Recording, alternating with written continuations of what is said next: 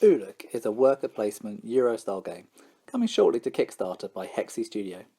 It's for 2 to 4 players, taking about an hour to play. A solo mode is in development, but not available in time for this review. Uluk recreates an exotic land filled with animal tribes, ancient magic, inventions and strange foods. Can you get enough food to feed your tribe? And if possible, make them happy through celebrations, both edible and spiritual. The game plays out over 6 rounds and uses worker placement as its core mechanic.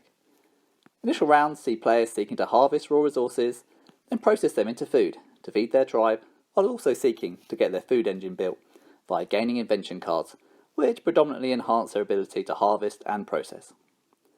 Food is sparse in opening rounds, and if you play badly, beyond then, leading to a constant threat of hunger, which is very punishing to any player who cannot feed their tribe.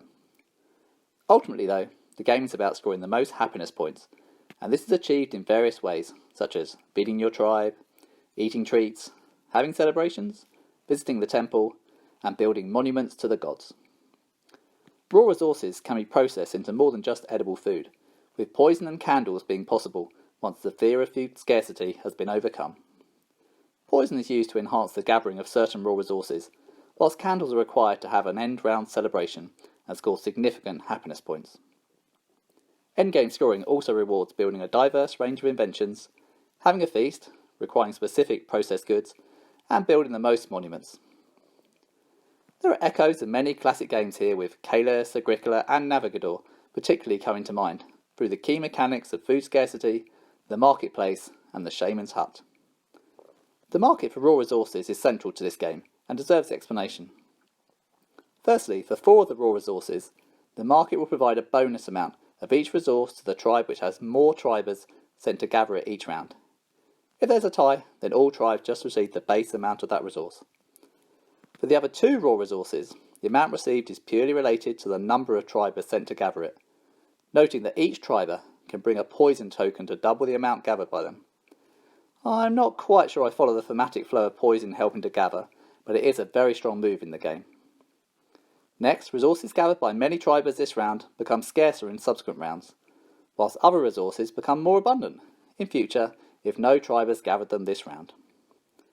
Lastly, a scarcity of one resource also leads to more abundance of another specified resource next round.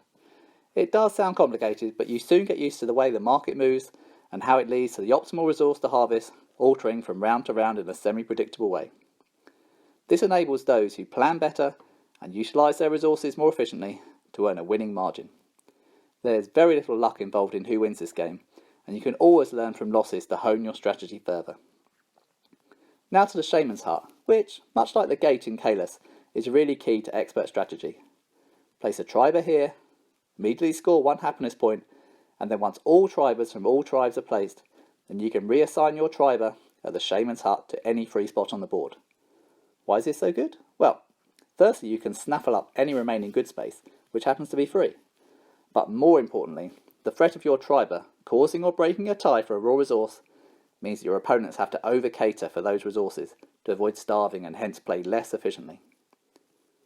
Monuments are built by sending sufficient tribers to do the work this round. Completing a monument gives happiness points and also makes a specified resource more abundant next round. However, it does take a lot of workers, 2 to 6, so there tends to be a late game rush once feeding is under control, rather like games like Agricola. Is this game perfect?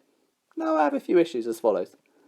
There are 4 tribes in the game, and one, the rhinos, has a less good setup, while another, the birds, has an easier setup. I really didn't like this way of asymmetrically unbalanced tribes, but I would welcome more variety in player setup to avoid a perfect strategy evolving and to give the game more longevity. Perhaps advanced setup on the reverse of the standard player boards?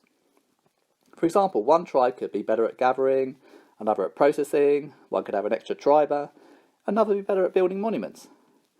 As it is, the differences are pretty much cosmetic and not particularly thematic. Surely those big rhinos should be better able to build those heavy monuments, whilst the birds' mobility should make harvesting easier, for example.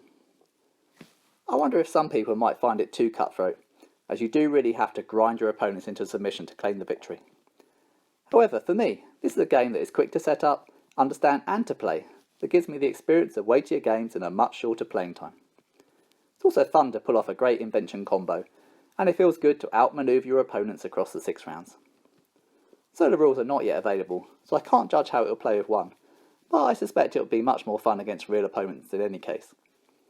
On that note, I've not really found it plays better at any player count, although as usual it's different, more a war of attrition with 2 and a bit more chaotic with 4. It doesn't take much longer to play with 4, as you get more tribers with fewer players, so no reason to prefer a particular player count just yet. In conclusion, whilst this is a game standing on the shoulders of giants, it will likely hit your table more often than those classics due to its wider accessibility and speed of play.